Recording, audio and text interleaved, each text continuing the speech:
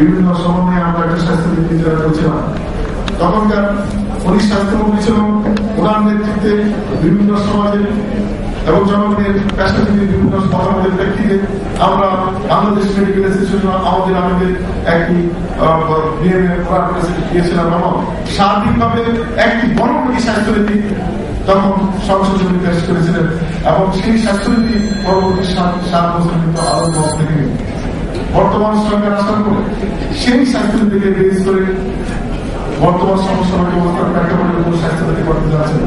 আজকে যিনি প্রধানমন্ত্রী আপনারা লক্ষ্য করে থাকবেন, জনগণের স্বাস্থ্য সেবা দুর্বল পৌঁছে দেওয়ার পক্ষে প্রতি 6,000 জনগণের জন্য একটি community clinic, one stop service centre, প্রাথমিক পর্যায়ে চিকিৎসকদের প্রাথমিক স্বাস্থ্য সেবা নিশ্চিত করার লক্ষ্যে লঙ্কারে যুগান্তর করে পদক্ষেপ নিয়েছিলেন জননেত্রী শেখ হাসিনার নির্দেশে। ওনার নেতৃত্বে তখন উনি 8,000 কমিউনিটি ক্লিনিক প্রতিষ্ঠার যে সংকল্প করেছিলেন এবং 12,000 কমিউনিটি ক্লিনিক স্থাপন করেছিলেন এবং তখনকার কমিউনিটিগুলো ফাংশন ছিল।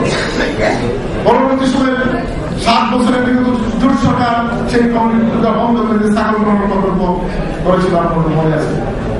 বর্তমান সরকার আসার পরে আবারও সেই কমিউনিটিগুলো চালু হয়েছে এবং জনগণের স্বাস্থ্য সেবা প্রাইমারি প্রাথমিক পর্যায়ে পৌঁছে দেওয়ার জন্য কাজ চলছে। আপনাদের মনে আছে এই বিগত 1 বছরের স্বাস্থ্য সেক্টরে অভূতপূর্ব সফল হয়েছে। আজকে জনগণের স্বাস্থ্য সেবা নিশ্চিত করার লক্ষ্যে আজকে আপনাদের এই প্রতিষ্ঠানে মাননীয় প্রধানমন্ত্রী জননেত্রী শেখ হাসিনা একটি অরাজনৈতিক অনুষ্ঠানে এসে জনগণের স্বাস্থ্যের কথা চিন্তা করে জনগণের স্বাস্থ্য সেবা দূর করার পথে দেওয়ার লক্ষ্যে চিকিৎসকদের কাছে ছিল 500 টাকার ভ্যাট দিতে হলে 3,000 টাকার ঘুষ দিতে হচ্ছে, বিড়ম্বনা ছিল। এই সরকার আসার পরে সেই ভ্যাট প্রত্যাহার করা হয়েছে। গভীর চিকিৎসক, ইন্টার্নি চিকিৎসকদের বেতন ভাতা 6,000 থেকে 10,000 টাকা উন্নীত করা হয়েছে। আপনারা লক্ষ্য করে থাকবেন এই নার্স ভাই বোনদের জন্য আরো কিছুদিনের মধ্যে 1 থেকে 2 মাসের মধ্যে প্রায় 3,000 নার্স ভাই বোনদের চাকরি নিশ্চিত করা হচ্ছে, যা কিন্তু আগামী 2 মাসের মধ্যে প্রক্রিয়া সম্পন্ন হবে। এই বর্তমান সরকার আজকে যিনি সংসদীয় কমিটির চেয়ারম্যান আছেন ওনার নেতৃত্বে আমরা লক্ষ্য করেছি শুধু প্রান্তিক পর্যায়ে না, ওনারা কমিউনিটি ক্লিনিকের জন্য নতুন ভাবে ওনার কমিটি সুপারিশ করেছে। শুধু প্রান্তিক পর্যায়ে স্বাস্থ্য সেবা নিশ্চিত করার জন্য নয়, আজকে টার্সিয়ারি পর্যায়ে জাতীয় জনগণের মেডিকেল বিশ্ববিদ্যালয় আপনারা লক্ষ্য করে থাকবেন যে কিছুদিন আগে এই মেডিকেল বিশ্ববিদ্যালয়ের যে পত্র যে আশা তৈরি করা হয়েছিল, প্রতিষ্ঠা লাভ করেছিল একটি আন্তর্জাতিক মানসম্পন্ন চিকিৎসা এবং স্নাতকোত্তর পর্যায়ে মেডিকেল চিকিৎসা বিজ্ঞান স্বাস্থ্য সেবা সহ উন্নত মানের সারা দেশে উন্নত মেডিকেল চিকিৎসার মান পর্যন্ত সম্পন্ন একটি মেডিকেল বিশ্ববিদ্যালয় প্রতিষ্ঠান সংকল্প করে এই প্রতিষ্ঠান করেছিল মেডিকেল বিশ্ববিদ্যালয়।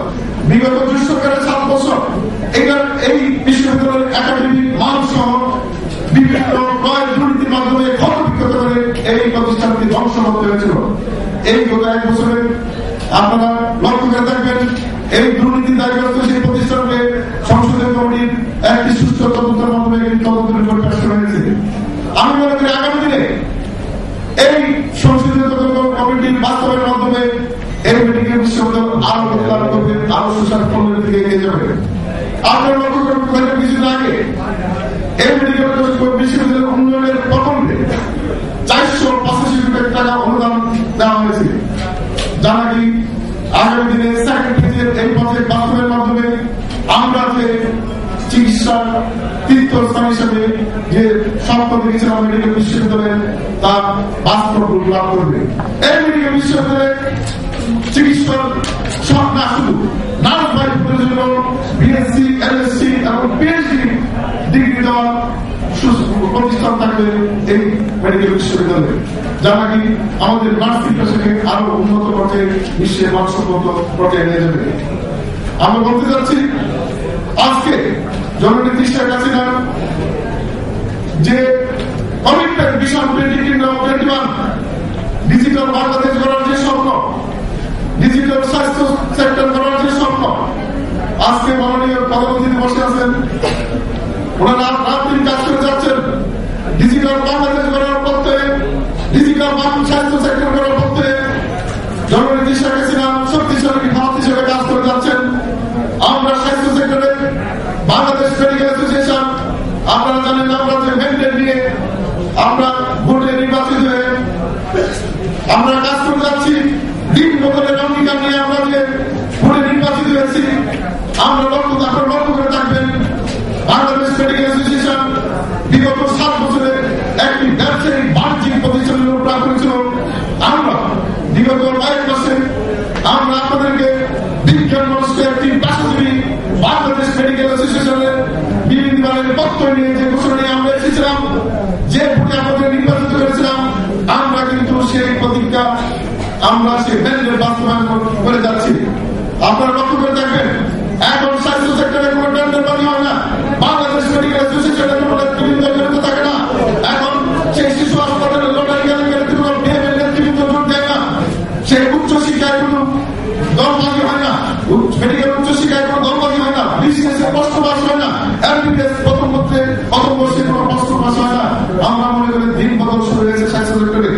আগামী দিনে আপনারা লক্ষ্য করে থাকবেন বিগত কয়েক মাসে আমরা আসার পর এই স্বাস্থ্য সেক্টরে দীর্ঘদিনের যে পুঁজিযুক্ত দাবি ছিল চিকিৎসকদের, সেই 27 বিসিএস পর্যন্ত সবার আগে হয়ে গেছে এবং আগামী দিনে ডিপিসি এর মাধ্যমে সবারই পদোন্নতি হবে এবং টিচারের মাধ্যমে 40% যে ডিপিসি আছে স্বাস্থ্য মন্ত্রণালয়ে, তার মাধ্যমে আগামী দিনে আমরা শিক্ষক সংগঠনের সংকট যে ছিল তার মানে সাফল্যের দিকে যেতে পারবো।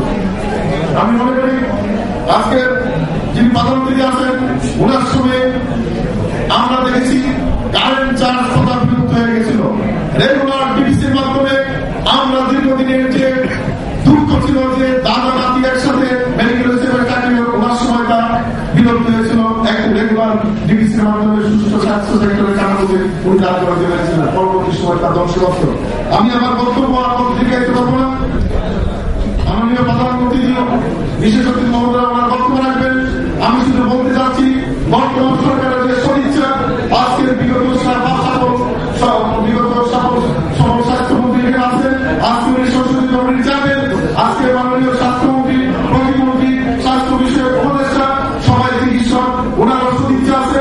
আমরা মনে করি আজকের এই 12 মিনিটটি যদি আপনারা যেভাবে ওদের প্রজেক্ট ডাইরেক্টর সব বলেছেন সরকারের সদিচ্ছা কাজে লাগে, ওনাদের ইচ্ছা কাজে লাগে, আপনারা একটি সুলভী মানুষের জন্য একটি কেন্দ্রীয় একাডেমি প্রতিষ্ঠানকে দান করবেন। এই ব্যাপারে আমরা বাংলাদেশ মেডিকেল অ্যাসোসিয়েশন আপনাদের সহযোগিতা করবো।